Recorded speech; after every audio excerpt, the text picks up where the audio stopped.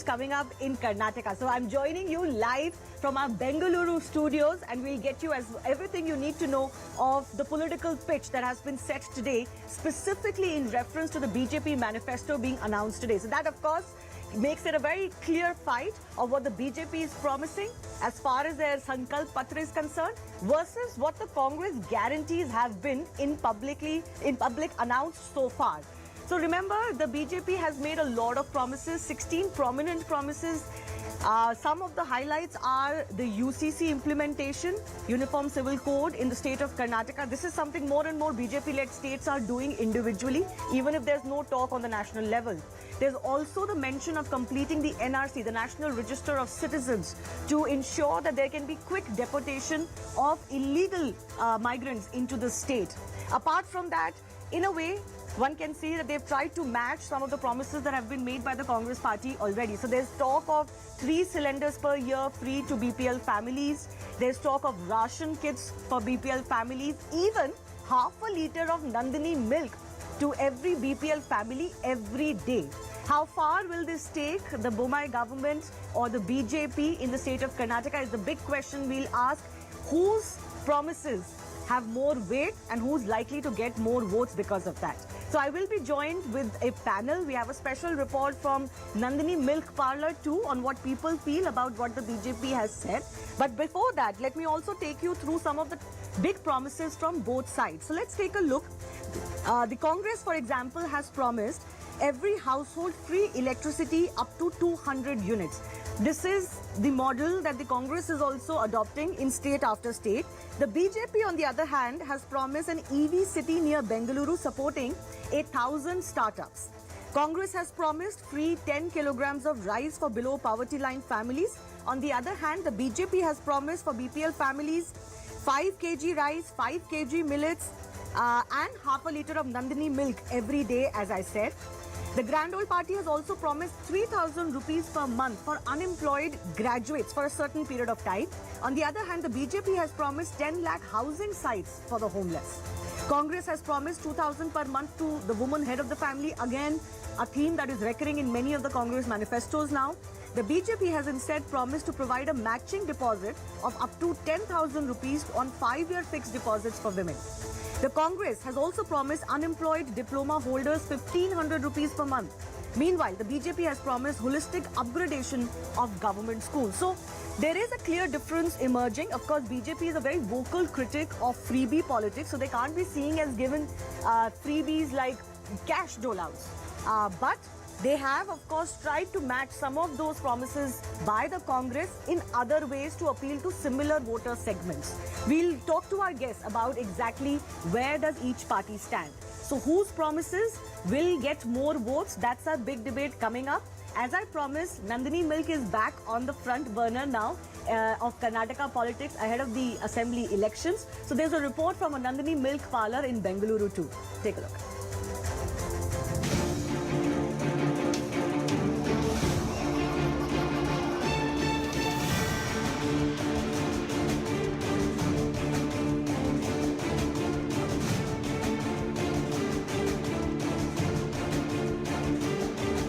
जब आप कहते हो कि मैं बिजली मुफ्त दूंगा, हम पानी मुफ्त देंगे, अब मुझको भी मुफ्त दोगे जो दे सकता है, तो ये रेवड़ियां बांट रहे हो। तो कांग्रेस पार्टी रेवड़ी बांटती है और हम सशक्तिकरण करते हैं। It has got all the ingredients of economic growth, social equality.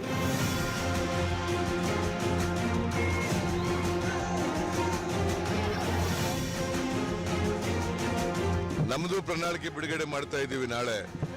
ಯಾಕಂದ್ರೆ ಅವರು ಪ್ರಣಾಳಿಕೆ ಬಿಡುಗಡೆ ಮಾಡೋದು ಬೋಗಸ್ಸು, ನಾವು ಪ್ರಣಾಳಿಕೆ ಮಾಡೋದು ಇಂಪ್ಲಿಮೆಂಟ್ ಮಾಡೋ ಅಂತ ಭರವಸೆಗಳನ್ನು ನಾವು ಕೊಡ್ತೀವಿ. That is the difference between BJP and Congress.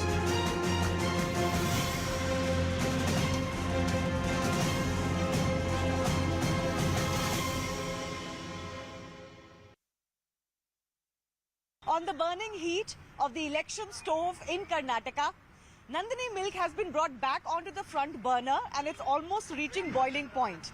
After being in a bit of a soup because of the entire Nandini versus Amul controversy, accused of wanting to merge Amul with Nandini.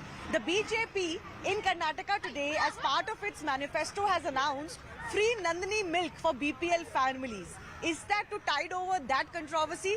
I've come here at one such Nandini milk parlor in Bengaluru. Let's try and find out from the public what they think.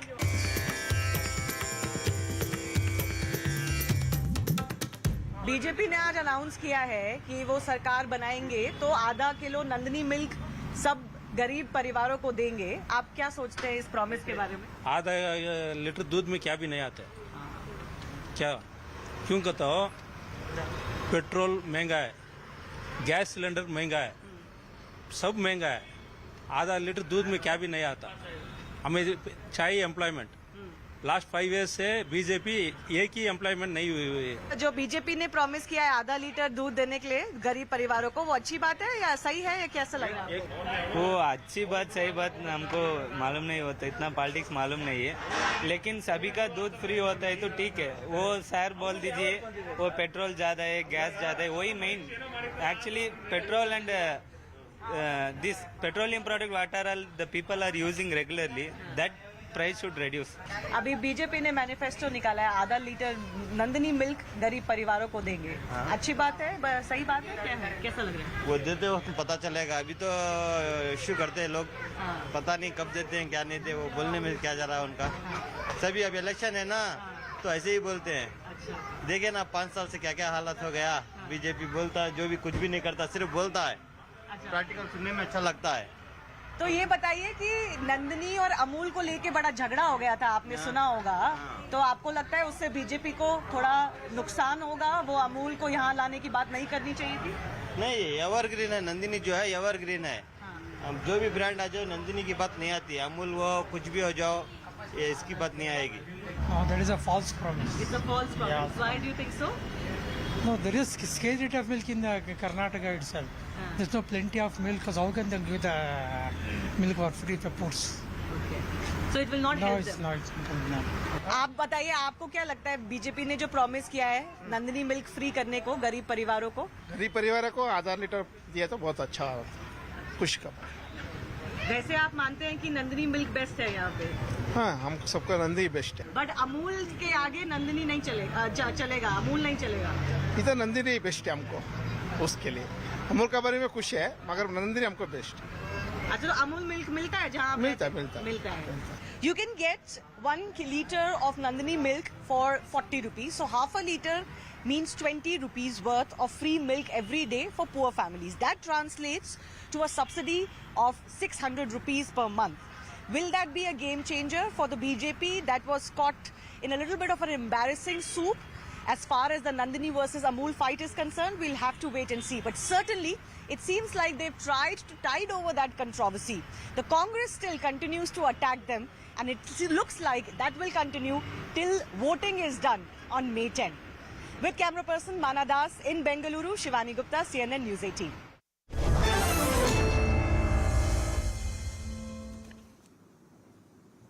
So, of course, that's an urban center like Bengaluru. This promise of Nandini milk is half a liter for BPL families. Karnataka-wide, across, what impact it will have? Let me take that question first up to our guest joining us. Dr. Sameer Kagalkar is Karnataka BJP spokesperson. Dhruv Jatti from Karnataka Congress. B.S. Arun is senior journalist, regular on our shows here on CNN News 18. Aman Sharma is senior editor, News 18, joining me. Of course, he's been traveling across Karnataka as well. So let me begin with Sameer Kagalkar. So I ran this report, and you know, Nandini is a very evocative issue, as we have figured, and I think the BJP has learned recently ahead of these elections.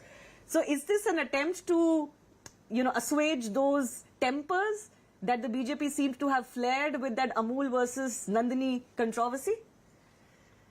I mean, first and foremost, there is no sense of trying to assuage tempers, so on and so forth. The reason is the manifesto is sort of a vision document for the party. And I was just listening to you when you spoke of guarantees of the Congress versus the guarantees of the BJP. I mean, I don't see any comparison because it's a guarantee on the one hand of the Congress party, while the other hand is a vision of the BJP, right? So what is that the vision you are trying to portray? What is it that you would want to do to ensure that your state becomes probably a $1 trillion economy? How does it become socially strong? How does it become economically strong? And these are the things that we have put this in our manifesto. So it speaks of a particular vision. Okay, I'll come to the manifesto issue in just a minute. Coming to Nandini. In Nandini, in my report, like I can concede that this is an urban center, Bengaluru, so the BPL promise may not impact some of the people that I spoke to, but clearly they seem to feel that this is not going to be enough.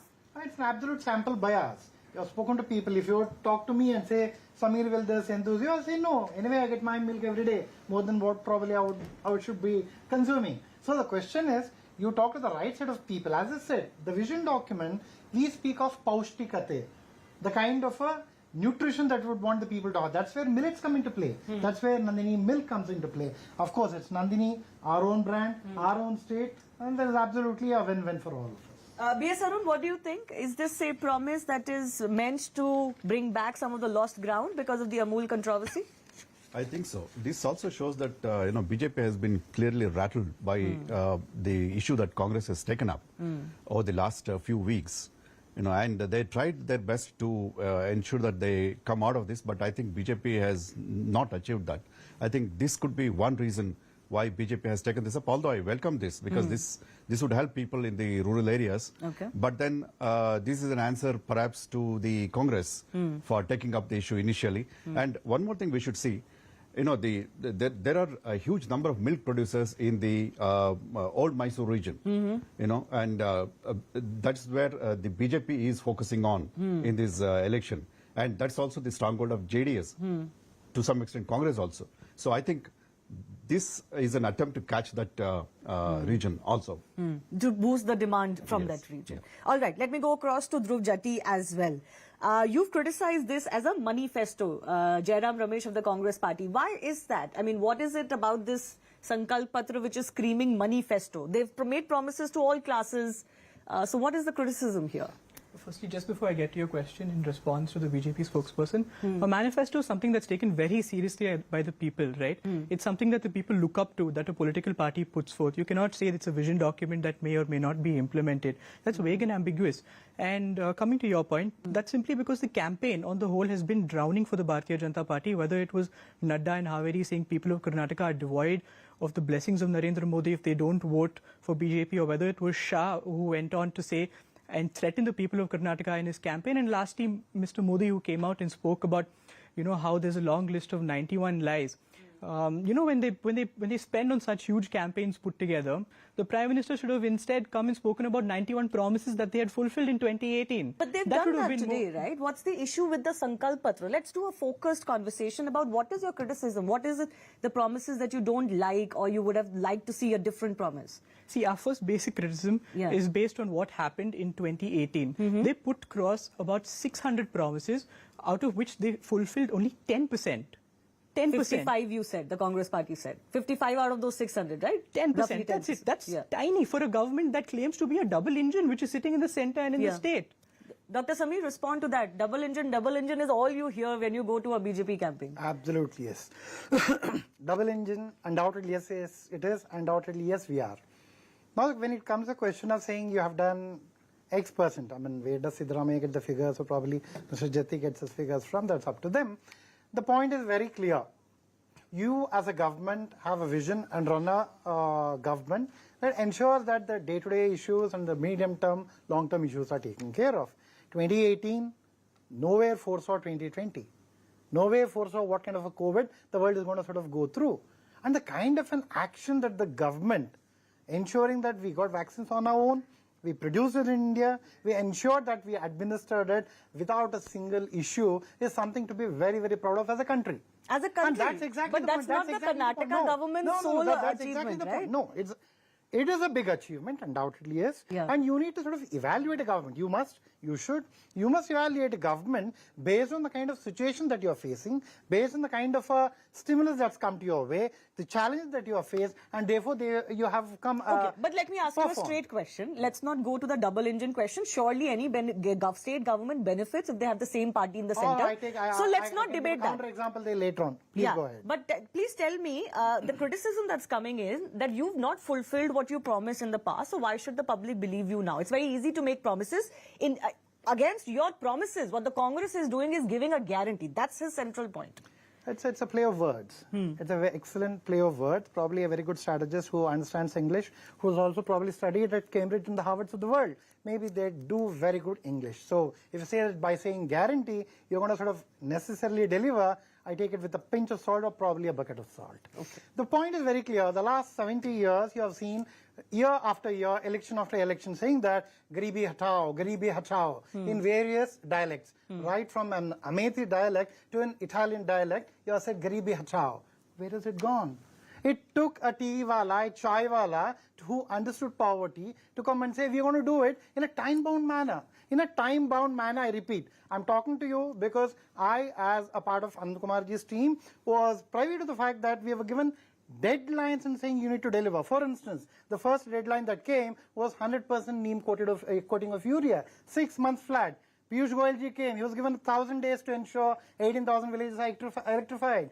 Dharmendra Pradhanji, 5 years, 8 crore cylinders to be given. All good achievements, but you're not talking about the state government. You're talking about the central government. Yes, I'm coming to that, Shweta. Okay. Yeah. So you understand and appreciate the fact that the central government, the key engine is driving our promises and delivery. Okay. Coming to the state government, we have been looking at the issues that's been bogging the state for years and probably decades. Like? Take it Madai, take it My Sugar, take it Aparbhadra.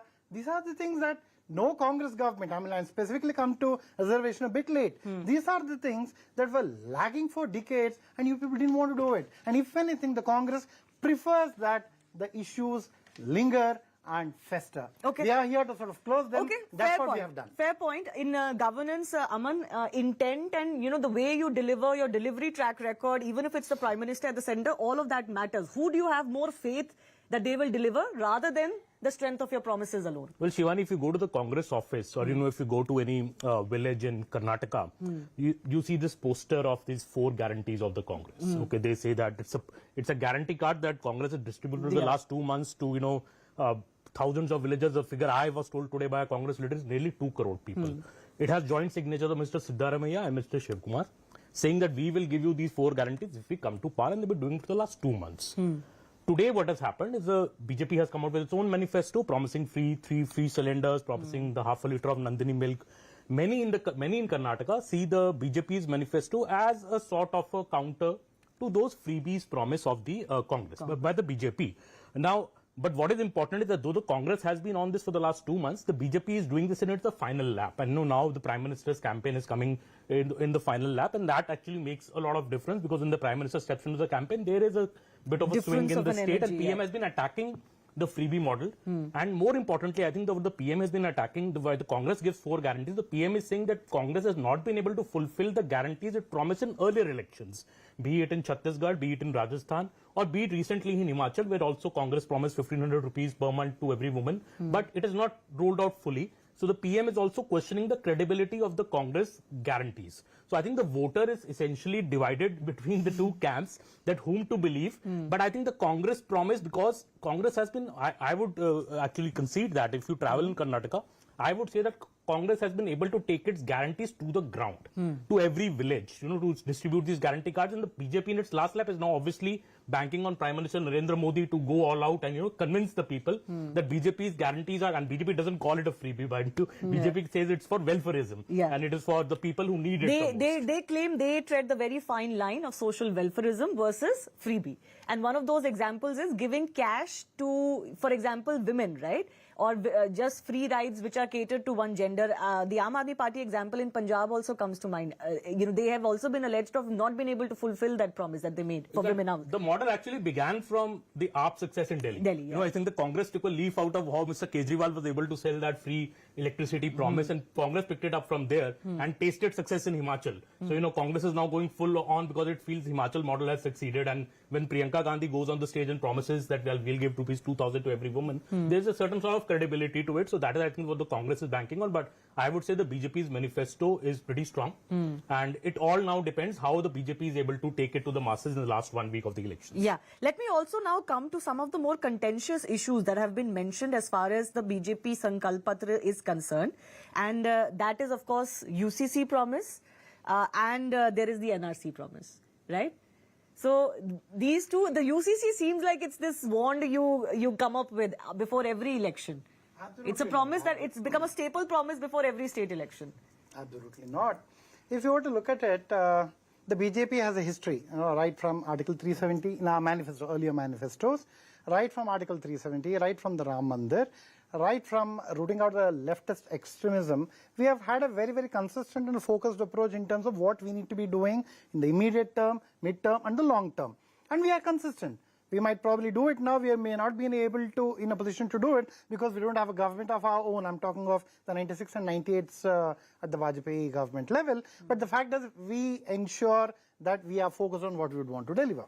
Now, what is UCC? It is not a pure BJP promise as you speak of. It is a constitutional directive which speaks of what the country should ideally achieve at. It may happen today, it may happen 10 years down the line. We will ensure, the party leadership is very clear, that we will take the society along, but we'll reach the ideal. It may happen today, it may happen 6 months down the line, it may happen 6 years down the line. But it's part of your ideology, this is where you stand. That is why you include this in your manifestos now. We stand with it, it's ideologically in tune with our thinking. Yeah. Very much the constitutionality of it is, as you see, so strong.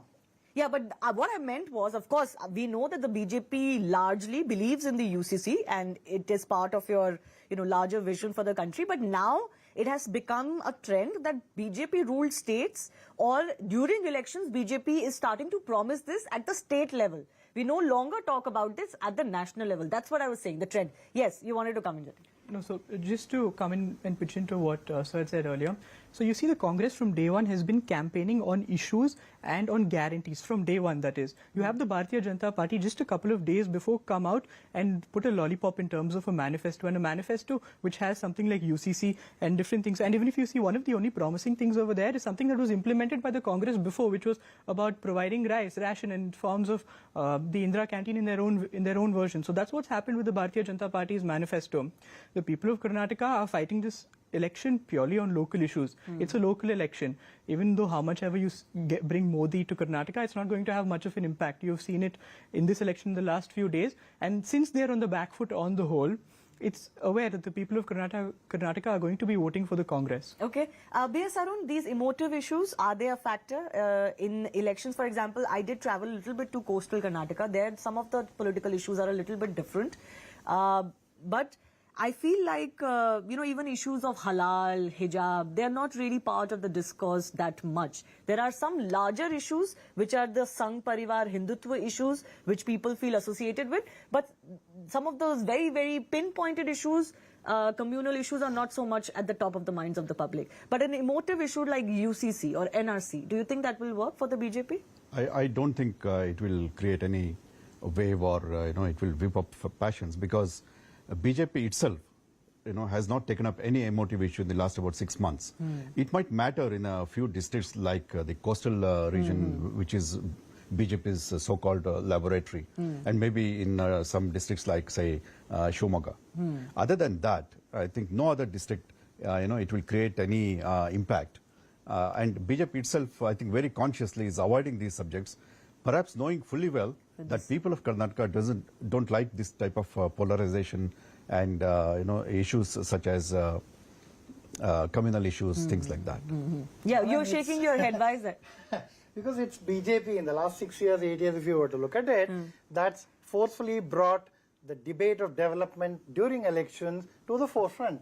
It was Prime Minister Modi who said it is development that's going to be the yardstick on which you're going to vote for us, either our promises and our vision or our performance.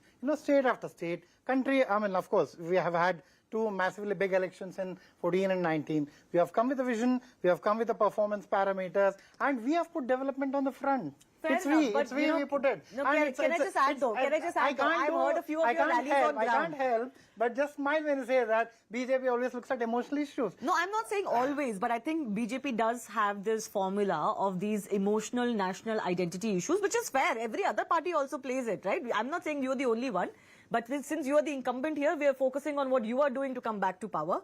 But for example, on ground, Aman, there is talk of the PFI ban. I think that is one issue. They don't talk about hijab so much or halal so much. They don't want to get into food choices of people.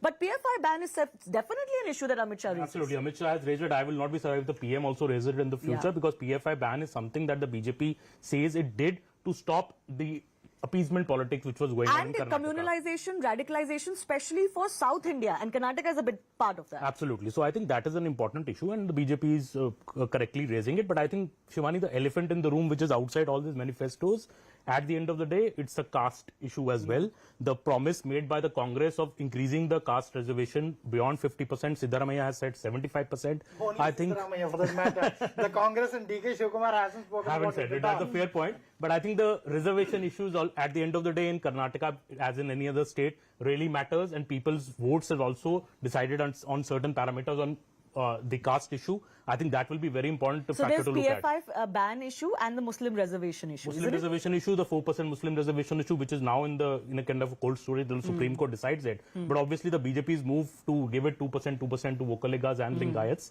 and then questioning that if the Congress planning to roll it back, is they planning to take I it think back? Congress has almost made it clear they do want to increase the overall quota so that they can accommodate that quota. I think Congress has thrown its kitchen sink at this election. Okay, Congress for the 4 guarantees to now, promising the caste issue. Congress is going all out. It is desperate to win Karnataka.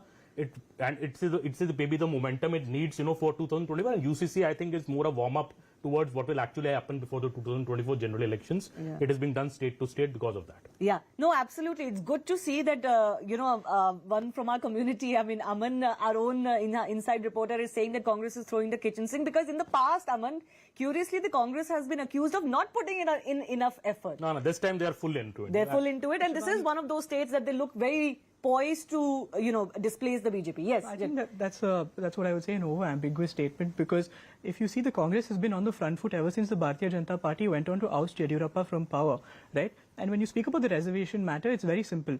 Siddaramaiah ji's stance is extremely simple. He says when you can increase the reservation by 6%, why can it not go up to 75% to accommodate all communities? And this, he says, based on the Indira Savani versus the Union of India case, in which on exceptional stances, it can exceed the quota of 50%. That's his basic sort of formula as to why he's speaking about. He's saying when you're going to marginalize just the Muslims and you're going to exceed the cap, why not bring it up to 75%? That's a simple claim. There is He's no not question of marginalizing anyone. So there is, you are removing 4% of the Muslims, and let me remind you, from the Removing Nagapa, from what? removing them from getting reservations in terms of But we bringing. don't have religious-based reservations in India. No, let me remind you, it is the Nagapa Commission from the Justice Chinnappa Commission to various commissions which have proved that the Muslims are socially backward. We're not speaking about just them So being they a are religious. part of the other economically weaker Exactly section, what right? I'm trying to say. But if you look at the BJP's narrative, they're going on and saying that they're removing reservation for the Muslims. That's what I'm addressing over That's here. your reading. I mean, we have... No, that's what the Bharatiya That's Janata your Party has reading. explicitly gone on to say. Our action is very clear.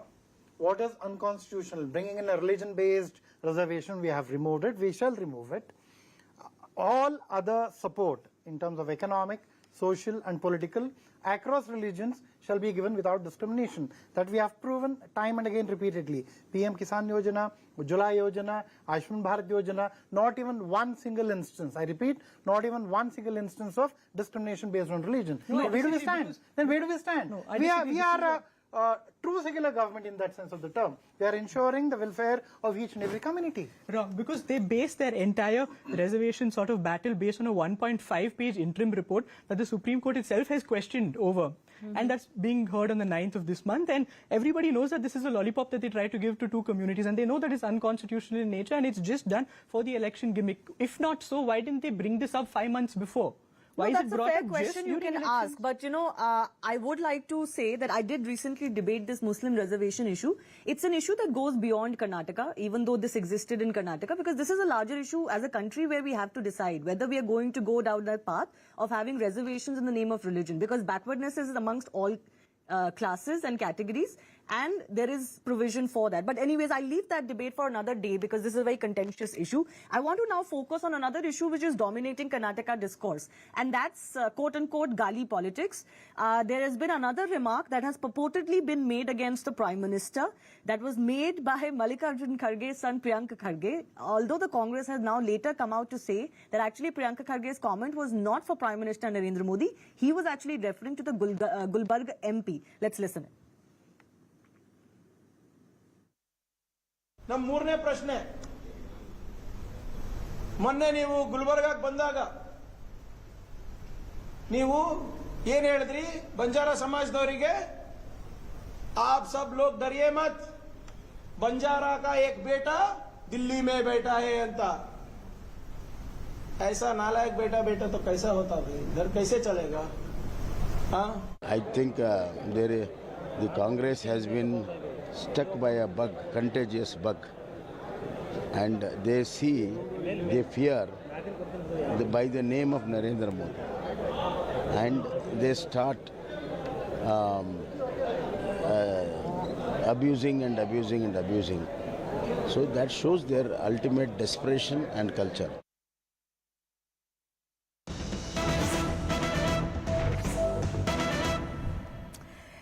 We're also getting some breaking updates as far as this back and forth of abusive comments is concerned, because BJP has now filed a complaint with the Election Commission against Priyank Kharge over his alleged remark, which they say is against the Prime Minister Narendra Modi. Of course, we know that the defense that the Congress party is likely to make, that this was not made for Prime Minister, it was made for a Gulbarg MP. But even then, is that something that should be allowed during a speech? That's another question we'll go to. But Aman, how do you look at this battle? The Prime Minister has already raised it once. He's going to carry on his blitzkrieg towards the final week of the campaigning now. Is this going to be one more time an issue that he's going to try to galvanize public sentiment on? See, historically speaking, whenever the Congress has abused the Prime Minister, it has never worked. In fact, it boomerangs. Now, we have seen the remarks like, already BJP was attacking and Mr. Modi was attacking the comments by the Congress on Modi, teri kabar khudegi. Then it was the comment of the poisonous snake, and we've all seen last week how PM Modi has turned it around and questioned the Congress on that. If the recent comment has also been said the way it is said, it really gives more ammunition to the BJP before the campaign began. In fact, this poisonous snake remark came just before PM Modi began his campaign, and we obviously saw that the Congress was worried about it, and especially the state leaders of the Congress who have tried to keep this election a very local election. And you saw Mr. Kharge immediately expressing special regret within an hour of making that comment. So that shows that Congress, at some level, I believe at the state Congress leadership, does not want to attack the PM personally, because they want to keep the campaign on the 40% corruption or on the alleged... But can I ask you, I find this very, very problematic or confusing from the Congress party. Every day they say, we don't want to focus about Narendra Modi, and, he's not the issue. It doesn't matter. We want to fight and focus on local issues, and yet every day the Congress gives ammunition to the BJP. See, let me remind you that the state of affairs in the Bharatiya Janata Party is so sad that Narendra Modi has to be the face of their campaign over here. They don't have any strong leadership. He's the face of their campaign everywhere. We also have Rahul Gandhi as a let me remind you that they are so dependent on Narendra Modi that it's sad to see. Now, coming to your question, these statements have been taken out of context on the whole. That's one. And if you want me to bring out a list of slurs that the Bharatiya Janata Party has brought, from Jersey cow to saying different things such as even Papu, clown, princess, In this election, they have done it. They have done it. Irrespective of this election or another election, they have spoken. No, fair enough. And there are comments from the past, but I'm talking about this election. The only question I'm trying to understand is the Congress knows it doesn't work. Everybody agrees on that. You don't want to be seen doing it because, it takes away from the issues that will benefit if you talk about them. Why do your leaders still keep doing it? Shivani, honestly, if you go to the common person, you can speak to even 10 people on the road today and ask them anything related to these sort of comments or slurs that the BJP has taken out of context, and they won't even care about it. All they know and all that is registered in the voters' mind today is a 40% commission government that they want to get rid of. But then why this Cry PM poster? if you don't want to focus on the Prime Minister, why did you even bother releasing those posters? Because the Prime Minister himself came, and instead of speaking about but then 91 don't you put promises... the spotlight on him? He'll come and respond to this. I'm just saying, you don't want to play this game, but you keep playing this game. See, the point is they don't have anybody in the state. That's the fact. The BJP doesn't have anybody. They ousted Saudi, they ousted Shettar, they ousted Yadurappa from power. They don't even have a strong leader. Their own national high command has vested interests over here. Talking about a double-engine government, we're speaking about a propeller plane of the Bharatiya Janata Party that doesn't even have a pilot. That's what the Bharatiya Janata Party has been Dr. limited Sabi, to. very quickly, BS, I'll go across to BS. It's so interesting. I mean, I come from a place very close to the Congress president's, the current Congress president's hometown. It's a very interesting thing, the kind of a pressure that Khargeji is under, you know. You have to win this particular election kind of a thing in Karnataka that is seeping in on him and on his son so much. I mean, we have seen last time Khargeji, senior Khargeji, going and saying, this is going to be my last election. He's crying, you know, tears rolling down his tears. Please make my son win the election. You can just Google and find out the kind of tears that roll down. Now, Mr. Kharge, Junior Kharge, who took severe exception when Pratap Simha called him Mari Kharge. Mari Kharge is a Junior Kharge. He took so much of exception, and it's so rich. The only plus point, so to speak, for Mr. Priyank Kharge is he's got a Kharge surname. He has let's not get into that. Let's not get into that. Let's just focus on the fact whether there is admittedly, knowingly or unwittingly, a focus that is coming back to the Prime Minister again and again. Yes, Dhruv, very quickly. Just a quick response. Yeah. So with all due respect, I'm sure you're aware about who Mr. Priyank Kharge is fighting his election against. It's somebody called Mr. Manikant Rathod from the Bharatiya Janata Party, who is convicted by the Yadgir court for in fact stealing hundreds of kilos of essentials of baby powder for kids from Anganwadi schools. That is a matter of fact that If the Bharatiya Janata Party... he must go to Parappana or Agrahar or even Tihar.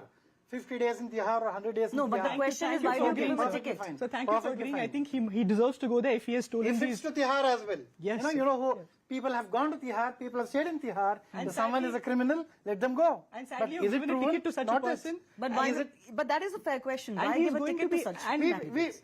No, the point, there are 2 points in it. One, if you're talking of the kind of criminal cases lodged against a person.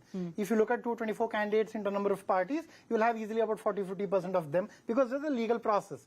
Now, he's been convicted by the court. Okay, we all know that. We all know that. Like Rahul Gandhi, you know, so the 2 years conviction kind of a thing. Convicted by the It is Yadgir not. court, and that's How a long? fact. How long? And how you many believe years? that the How Prime many Minister years? is going to go and campaign for this criminal in Gulbarga? That's a matter of fact. The Bharatiya Janata Party doesn't even have strong run candidates. the country as finance ministers and home ministers now end up on the charges of ED, money But laundering. those are still Money charges. laundering. Those are still It's charges. Real money laundering. as well. Okay. Money laundering charges, not just Amul baby stealing. Yeah, B.S. Arun wants to come in. Yeah. Yeah. See, this statement of Priyank Kharge shows that Congress leaders have not learned their lessons. They're desperate. The Chaiwala remark of 2014, Still haunts them. still haunts them. Even today, BJP is reaping benefit out of it. Yes. Yesterday, I got a phone call, and that was, Kharge speaking. This was obviously the BJP campaign. Kharge speaking about that sentence of his The statement. poisonous snake Yes. remark. That was played, and after that, a remark made by a BJP leader saying that, is this the party and the person that you're going to vote for? You decide. That much was the... So they have already started the campaign on that. And still these leaders don't decide, don't learn. And it's very unfortunate, People, the matured politicians are having decades of experience with them. Instead of speaking about the issues, non-performance or whatever, whether it's BJP or Congress, these people indulging in these personal attacks is very, very unfortunate. And this should be straight away, I think, has to be. I mean, without without any judgment, but I do feel that politics in Karnataka is different. This isn't the kind of politics that works here, right, Aman? I think the difference here, Shivani, is that though the state leadership of the Congress wants to keep it as a state-level election, I think once the national leadership of the Congress has stepped into the election, they feel, there's a feeling in the national leadership that if you go after Mr. Modi, your voters may like it. Okay, if you attack him, so that's aggression is there, be it in Rahul Gandhi's speech, be it in, the speeches of Mr. Kharge. I think that's what I learned from one Congress leader today. They believe, the national leadership of the Congress believes that Mr. PM Modi's stock is diminishing post-2019. People want them to speak aggressively against the Prime Minister if we want to take him in 2024. I don't think the PM's stock is diminishing as a national leader. I think this popularity remains intact, if not more. But that is the feeling in the Congress, and I think in a state election, I think till about 10 days back, Congress was fighting a very good election on state level issues. Their state leaders have kept it like that. But in the last 10 days, obviously, ammunition has been given to PM Modi, and he's rightfully, in a way, in cashing on it. No, can I just add to that? Interesting you mentioned that the Congress feels this is also their opportunity to attack the Prime Minister when 2024 comes. I was listening to one Amit Shah rally, and there he interestingly said that you vote for Prime Minister Modi or the BJP, that will strengthen Prime Minister Modi's hand in 2024 as well. So they also look at the Karnataka elections as a fillip to the 2024 battle. So both sides are looking at it. Absolutely. Like See, PM Modi definitely remains the biggest vote catcher for the BJP in the national election as well as in the state election. He's the biggest face. If you see the BJP's manifesto, the biggest picture is still of PM Modi on the manifesto, and BJP doesn't shy away from it. Obviously, PM Modi is doing carpet rallies, 20 rallies and road shows in the in a span of 10 days in Karnataka. Obviously, BJP goes full hog on him, and going towards 2024. Also, Shivani, I think, Shivani, sorry, state election and Lok Sabha election was a different cup of tea. In 2018, BJP did not come to power in Karnataka. BJP did not come to power in Chhattisgarh, in Rajasthan and Madhya Pradesh. 4 states it lost, but in Lok Sabha we know all what happened. So let's keep them separate. And I think Lok Sabha election, Mr. Modi remains a very popular and leader, which is going also Telangana. Telangana. Can I take final questions from our guests? Since Aman has teased it, the last elections, the BJP couldn't form government initially, but they were the single largest party that fell short by what, 6 seats or so, right? 8 maybe. So this time around, do you think they can even come that close, or is it going to be Congress's 130 plus? Yes, Dhruv, I'll take final comments starting from there. Dhruv, very simple, highly unlikely, because what they did was they ended up purchasing MLAs, and once they did that, the system automatically reinvigorated to a 40% government where they had to make that money back. That's what the Bharatiya Janata Party is known as. And if not for so, you go through any survey report, you will see the Congress party with a full majority, and that's what's going to happen on April 10th. And that is the answer of the people of Karnataka on May 10th, and that is the answer of the people of Karnataka to this corrupt government and to the Prime Minister Narendra Modi, whose image is diminishing before 2024. Yes, Dr. Samir. I mean, we are taught in our B schools, hope is not a strategy. I mean, you hope that the Prime Minister's stock goes down. That's not a strategy. They tend to mistake hope for a strategy, number one. Number two, we are very clear for 2 reasons that Karnataka, we're going to see a BJP government with a better majority this time. When I say better majority, 125 to 128 kind of a number that we are internally seeing. The reason being, people realize, assuming for a moment that the state leadership, I'm on air, assuming for the moment that the state leadership is not as you expected in terms of your capability. But they believe strongly that you have a big man there who can ensure that the shortfalls are taken care of, drive the narrative, make sure that the delivery happens. That's number one. Number two, more importantly, we have made a very bold statement. We are here for a change. 72 new faces, trying to tell the people, saying that we are listening to you. If it's going to mean better governance, like Modi ji, be it so, we are here. That's the reason why we will come back to power with a fairly big majority, 128 आस-पास में, and 13th May, I'd love to be here to sort of reiterate that statement. We'd love to be here too, but we'll certainly get you on. This is certainly one of the more interesting elections in a long time, state elections, and as we gear up to 2024, 1 year countdown has started. So every state election is going to have that much more stakes attached. Let me take final comments from our more neutral observers than the party spokesperson about the numbers. V.S. Arun, why don't you go first? Is it very easy to call that there will indeed be a single largest party by a full majority, or could it be close like last time or a hung assembly like last time? I feel I won't take the bite. I feel that over the next 10 days, which party that impresses the voters more, because next 10 days I feel crucial. So people's mind is not made up yet. May not be 100%. Okay. May not be 100%, but they might have, sort of veering towards one party. Yeah. But how well the 3 parties, address the issues that are closest to the people, and how they would impress upon the voters, I think that will be the deciding factor. The next 10 days would be crucial, or 9 days. Yeah, Aman. Well, I think it's a tight election. I would not stick my neck out on who's winning here. But I think a thing among the electorate voters, Shivani, here also is that they don't want a khichdi government anymore. Yeah. So I think it will be a clear mandate for whoever it is. My only thing is that I feel that has the Congress peaked too early in this election? And is BJP going to actually peak at the right time towards the end? That is something I hear a lot from politicians, that Congress campaign became early and it peaked early. Now it's kind of plateaued, while the BJP started slow, but now it's peaking at the right time. So I think that, and as B.S. Arun said. B.S. Arun said, then the last 9 days are very, very crucial in this. Yeah, so in that sense, both of our experts kind of agree that the game is not won just yet. There is still lots to play for. And there is lots to play for in Hubli-Dharwar Central Constituency. There's been a mention of Jagadish Shettar. I caught up with the former Chief Minister of the state, 6-time MLA from that constituency, who obviously made a very bitter switch from the BJP to the Congress party. He feels insulted. He hasn't really held back since. Interestingly, Jagadish Shettar has defeated current BJP Chief Minister, Mr. Bommai, in that Hubli-Dharwar constituency when Mr. Bommai used to be with the Janata Dal. This time around, Mr. Bommai is from the BJP and Jagadish Shettar is from the Congress party. So all kinds of sides have changed. But this is very much an election where Jagadish Shettar would want to stake claim and also show something, as far as his result from that constituency is concerned. Can he do so after shifting his party? That, and how does he reconcile his politics now after entering a party whose ideology is so diametrically opposite to the BJP? Those are some of the questions I posed to him. We'll play out that interview. I thank all of our guests for joining us and look forward to some more conversations ahead of May 10 in Karnataka. So listen in to that exclusive conversation with Jagadish Shettar.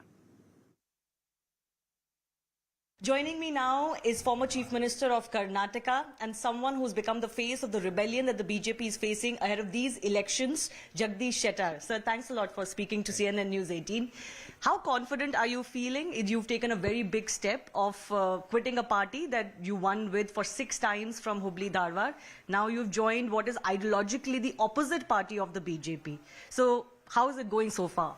No, because all the 6 elections I got elected with a huge margin, and I have already have a connect with the people of this area, and people also faith and blessings on me always.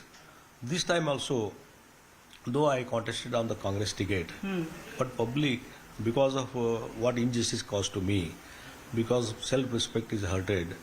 For that purpose, it is a feeling of the common people here also. That is injustice to Jagadish Shettar, injustice to this people's wishes. That is also there. So BJP has given ill treatment to the Jagadish Shettar. So the trend is started that we will vote for the Jagadish Shettar, looking into the individuality and his achievements and what is his affectionate with us, and wherever from which party he contested will not important. We'll consider Jagadish Shettar.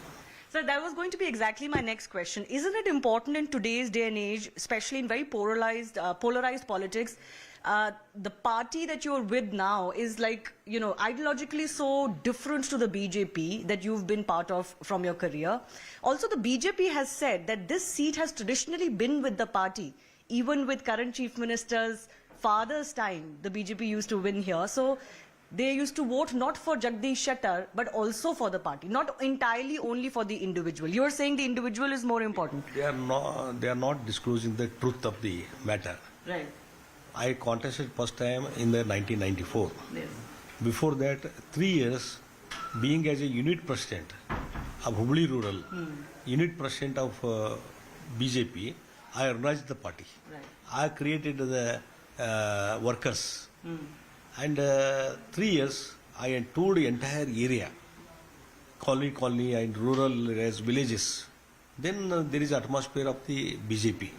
And first time I got elected. Earlier, before 94, whoever contested from here, they lost the deposit. Not it is always it is a BJP based on. It is earlier Bommai and Sandra, Congress and versus Janata Dal. Later on, when I first elected, then it is become, because of 6-time election, BJP and Jagadish Shettar combination, it is a very strong base of the BJP because of combination. Okay. So you're saying that you were instrumental in making this a BJP constituency? Definitely. I created atmosphere and I created a BJP atmosphere, BJP mindset amongst the people, amongst the workers. So because of that combination, it becomes the BJP stronghold. Okay, but you don't think that it matters, it will matter to the public that you've said that you've been humiliated, but the reason why you've left is only because you were denied a ticket, not you didn't raise this humiliation earlier, for example. Don't you think the people will see through that? No, not at all, because I'm a senior most, 6-time elected with huge margin, and no minus points for denial of the ticket. I asked the party, what is my minus things? Age 67, 76-year-old, 75, 73, 10 members will be given ticket after 70. And any negative survey is there? No, it is positive surveys. Any corruption charges, any scams, any criminal background, nothing. Any series, nothing. And I asked the leaders, please tell me reason for denial. Right. No single person has explained me up till now. But it was, you have suggested that it was decision of some party leadership, but you have said that you don't have anything to say against Prime Minister Narendra Modi or Amit Shah, for example. I see in your office you still have pictures of yours with Prime Minister Modi and even the former BJP president. Oh, yesterday only I left the party and joined the Congress. Why should immediately given up all the photos? Right. It is earlier memories. Right. Immediately removal, that is not good thing. Good human being. Right. But who are you angry with when you say that they denied you the ticket for no reason? For that purpose, always telling BL Santosh. Always telling the interview. Yeah. Again, repetition. I tell so it is Jagit Jahir. It is world known. What is the statement of Jagadish Shettar? Is BL Santosh, because of his personal interest, ticket is denied. Sir, can I ask you, how will your politics change now that you are with the party like the Congress party? Because BJP and Congress politics is very different in the state. For example, currently they're also fighting about Muslim reservations. So on these issues, where would you stand now? Is it not a difficult position for you? Those issues come, what will be my opinion, I will express in the party forum. Those issues comes. And BJP is national party. Congress is also national party. And ideologically, what ideology now left in BJP? 6 ministers who are having a series, they taken the stay order from the court, now they are contesting the election. And one person, so many persons are, the rowdy sheeters are there. One person, Manikanta, is contesting against Priyanka Karge in Chitapur. He's having 80 criminal cases. What ideology you are telling always honest BJP and Satcharitra BJP. Where is Satcharitra? What is the ideology you left? And when there is a minus 17 seats for the government formation, you bring 17% from majorly from the Congress. Their ideology is entirely different. How they quit the party from the Congress and you taken to BJP, non-ideology persons. Where is ideology? Right. I will ask. Right. Sir, finally, how confident are you? The Congress claims they're winning with full majority. So is the claim from the BJP that they'll get full majority. What is your estimate, if I can ask you that, since you're such a veteran? Definitely, according to my analysis and experience, that Congress party will get a clear majority. It will cross 113. It may reach 130 or above also. And what do you think is the main reason for that? Why do you think the public moves? NT income of the state government is also there. NT income of the state government. And price rise issue is also there. Price rise issue is also there. Unemployment issue is also raised. Corruption issue is also raised. And after leaving of important persons, myself and Lakshman Saudi and so many people, UB Bankar from Hirekuru and VS Patil from Yellapur and Mohan Limbikai, ex-MLC from Dharwad. So many Lingayat people have left the party.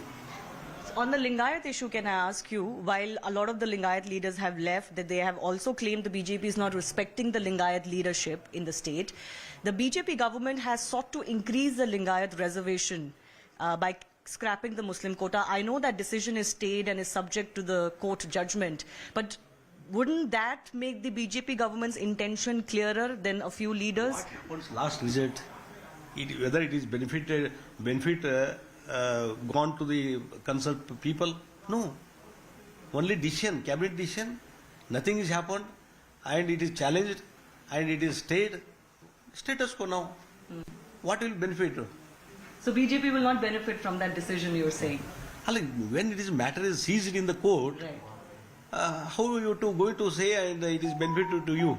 But the BJP says our intention is there. We respect the Lingayat community. We've given the quota to the right deserving community. That is also not satisfied by the Lingayat profiles. It is also not satisfied. For the election declared, so everybody is kept quiet. After election, we will see what will happen. All right, Jagadish Shettar, thanks a lot for talking to us. We wish you all the best. Thank you.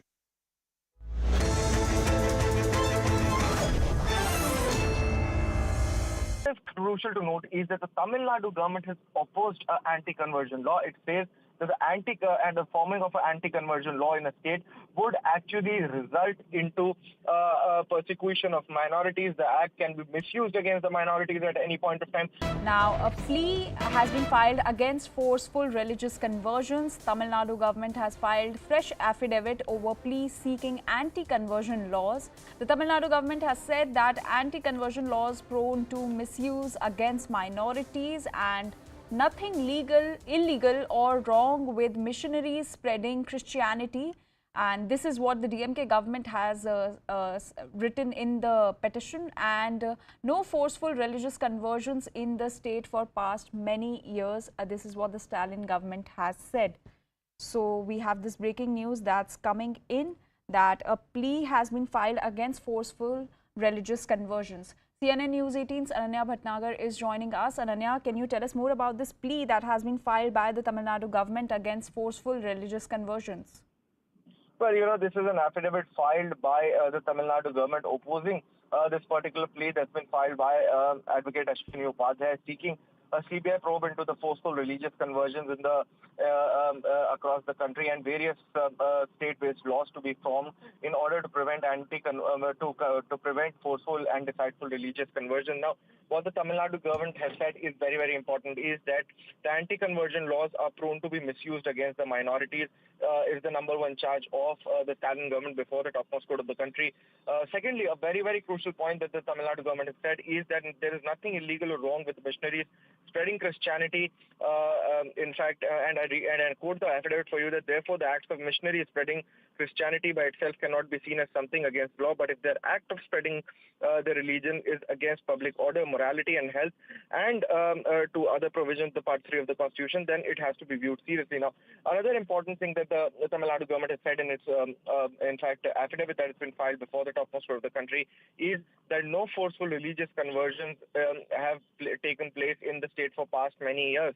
As far as the Tamil Nadu, and I quote, as far as the Tamil Nadu government is concerned, there has been no incidents of forceful conversion reported in the past many years. The allegations raised by the petitioner in these paragraphs are alleged to have been taken place only in certain tribal areas in Madhya Pradesh, Odisha, and India's Hindi belt, and therefore, even according to the petitioner, it does not apply to the state of Tamil Nadu. Now, another very, very big charge against this particular petition that the Tamil Nadu government has said is that this is a religiously motivated petition, saying that Ashwini Upadhyay used the court's process to abuse a particular religion and seeks order in tune with his policies. Petition contains abusive and intemperate language, and therefore it deserves to be dismissed, is what in fact the Tamil Nadu government has said, the Stalin government has said before the topmost court of the country. Anjali.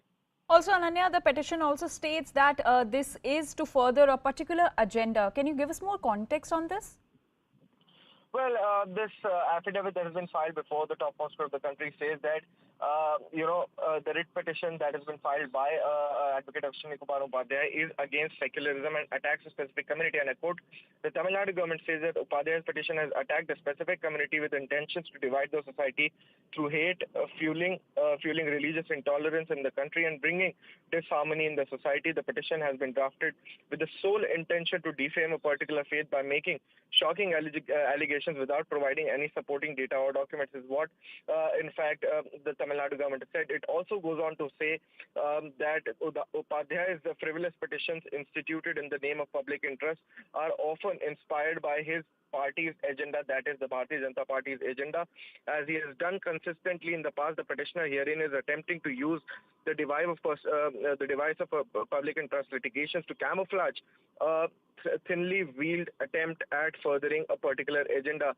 It also goes on to say that the state of Tamil Nadu is to maintain, and it's the task of the state to maintain a balance between the right to propagate religion and the right to public order and security of life. So basically, the Tamil Nadu government supporting that the missionaries can carry out the acts of spreading their religion, but at the same point of time shall not breach the Part 3 of the Constitution, which relates to the fundamental right of professing someone's own religion. Now, what is very, very important to note at this point of time is that this is sparking a debate on the anti-conversion laws, and Tamil Nadu government completely opposing any kind of anti-conversion law in the state. All right, Ananya. So we have this breaking news coming in that the Tamil Nadu government has now filed a plea against forced conversions, and the plea states that nothing illegal or wrong with missionaries spreading Christianity